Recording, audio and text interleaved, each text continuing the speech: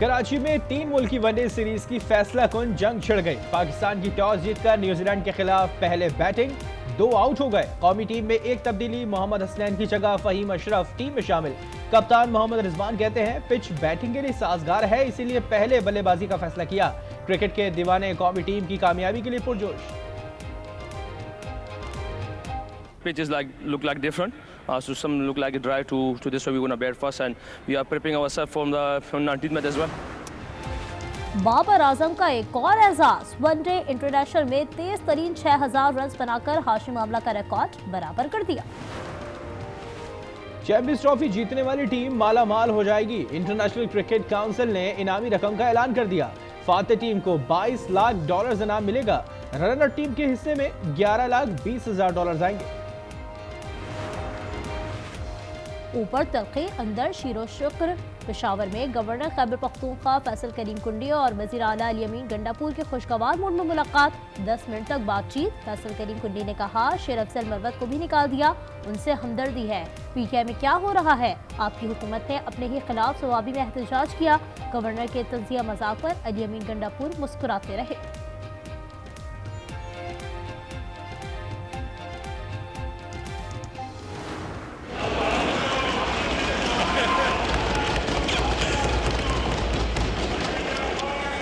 आप लोग चुप चुप आगे मरवाना दीजिएगा इनको।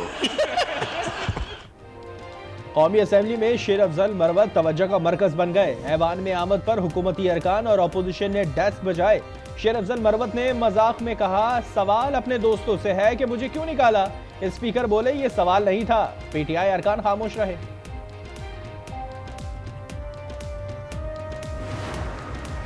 महमूद खान अजदसई का कौमी असम्बली की तमाम कमेटियों से मुस्ताफी होने का ऐलान। बैरिस्टर गौहर कहते हैं ऐवान की कारकर्दगी मायूस कुन है।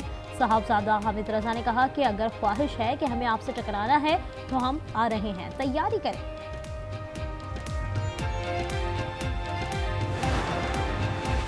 जब कुछ किया ही नहीं तो रेफरेंस का डर कैसा। मुशीर वजीर आजम राना सनाउल्लाह की आज टीवी से गुफ्तगू पर जस्टिस मंसूर अली शाह का रद्द-ए-अमल। सहाफियों से गैर रस्मी गुफ्तगू में कहा कौन कितना काम करता है रिकॉर्ड पर है, किसी से जाती अनाद नहीं। कमरे में मौजूद हाथी किसी को नजर न आए तो क्या कह सकते हैं। जस्टिस अकील अब्बासी की तरफ इशारा करके कहा कि ये मेरे साथ हैं। सहाफी ने कहा ये तो चाय पीने आए हैं। जस्टिस अकील अब्बासी ने मुस्कुराते हुए जवाब दिया आप फिर शायद मुझे जानते नहीं।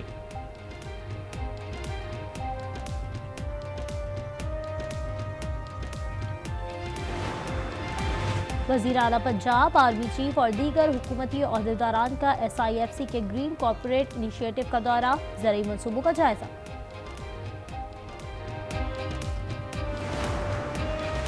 लाहौर में 9 मई को नून लीग का दफ्तर जलाने के 2 मुकदमात। ATC लाहौर ने यास्मीन राशिद, एजाज चौधरी, उमर सरफराज चीमा और दीगर पर फर्द जुर्म आयद कर दी।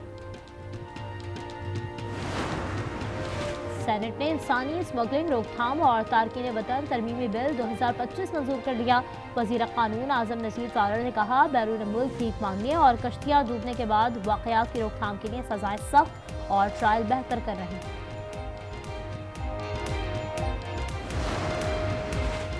विफाक सनतों के लिए ऐलान करदा 33 अरब रुपए की सब्सिडी फौरी जारी करे। वजीर आला सिंध का मुतालबा।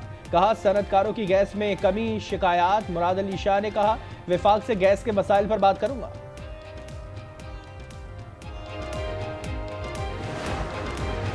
सुप्रीम कोर्ट में नए 7 जजेस ने हलफ उठाकर काम शुरू कर दिया। जमानत मंसूखी की 4 दरख्वास्तें मुस्तरद कर दी। Justice Aamir Farooq, justice Hashim Kakar, justice Ishtiaq Ibrahim, justice Shakeel Ahmed, justice Shafi Siddiqui, justice Salahuddin Panhwar हलफ उठाने वाले मुस्तकिल जजेस में शामिल। जस्टिस मियां गुल हसन औरंगजेब ने बतौर कायम मुकाम जज हलफ उठाया। जस्टिस सरफराज डोगर ने बतौर कायम मुकाम chief justice Islamabad high court हलफ उठा लिया। तकरीब ऐवान सदर में हुई। कायम मुकाम chief justice Peshawar high court justice Syed Mohammad Atiq Shah ने भी हलफ उठाया। गवर्नर KP फैसल करीम कुंडी ने हलफ लिया। कायम मुकाम chief justice Sindh high court justice Junaid Ghaffar ने हलफ उठाया। हलफ गवर्नर सिंध कामरान डेसुरे ने लिया। इस्लामाबाद हाई कोर्ट में मुतनाज़ा पैका एक्ट के खिलाफ PFUJ और सीनियर सहाफ़ी हामिद मीर की दरख्वास्तों पर समाअत। वजारत कानून और इंसाफ और वजारत इत्तलात और नशरियात FIA और पैमरा को नोटिस जारी, जवाब तलब। मुतनाज़ा कानून के खिलाफ इस्लामाबाद, लाहौर, कराची, कोयटा समेत मुख्तलिफ शहरों में एहतजाज।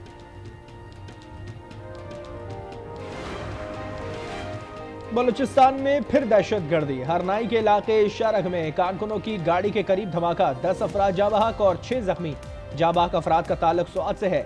सदर वजीर आजम की मजम्मत। वजीर दाखिला मोहसिन नकवी कहते हैं मासूम लोगों को निशाना बनाने वाले दरिंदे किसी रियायत के मुस्तहिक नहीं।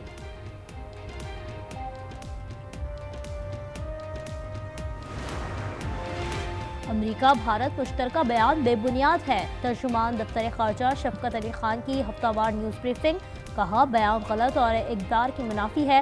भारत को हथियार देने के अमरीकी ऐलान पर तशवीश है। पाकिस्तान दुनिया में अमन और इस्तेहकाम चाहता है। फ़लस्तीनियों की बेदखली के इसराइली बयान की मज़म्मत करते हैं।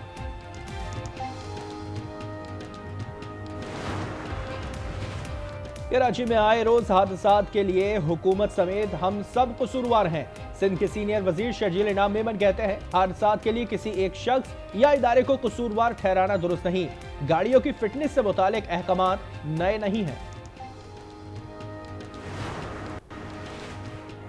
अमेरिका से बेदखल 119 अफराद का जहाज पनामा पहुंच गया। पनामा हुक्काम के मुताबिक बेदखल किए गए अफराद में पाकिस्तान, चीन समेत मुख्तलिफ ममालिक के शहरी शामिल हैं। अमेरिका से मुल्क बदर अफराद को पनामा से इनके ममालिक रवाना किया जाएगा। इजराइल की गजा और लेबनान में जंगबंदी मुआहदे की खिलाफ वर्जियां, फिजाई हमले भी जारी। बैरूत में हिजबुल्लाह के हथियारों को निशाना बनाने का दावा। हमास का कल 3 इजरायली कैदी रिहा करने का ऐलान। अमरीकी वजीर खारजा मार्को रूबियो कहते हैं इजराइल का फिर जंग शुरू करना मसले का हल नहीं।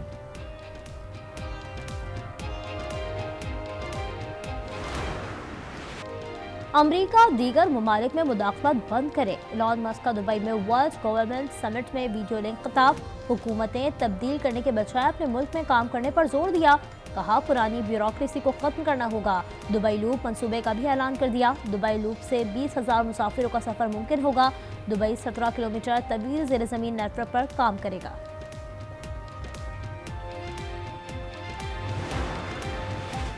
जनूबी कोरिया में जेर तामीर रिजॉर्ट में आतिशबाजी, 6 अफराद हलाक, 25 जख्मी हो गए। आग 12 मंजिला इमारत की ग्राउंड फ्लोर से लगना शुरू हुई, जिसने देखते ही देखते बड़े हिस्से को लपेट में ले लिया।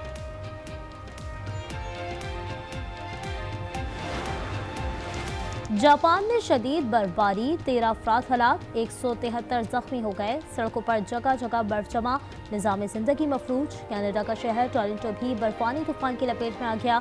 स्कूल और दफातर बंद, बिजली और मवासलात का निज़ाम मुतासर।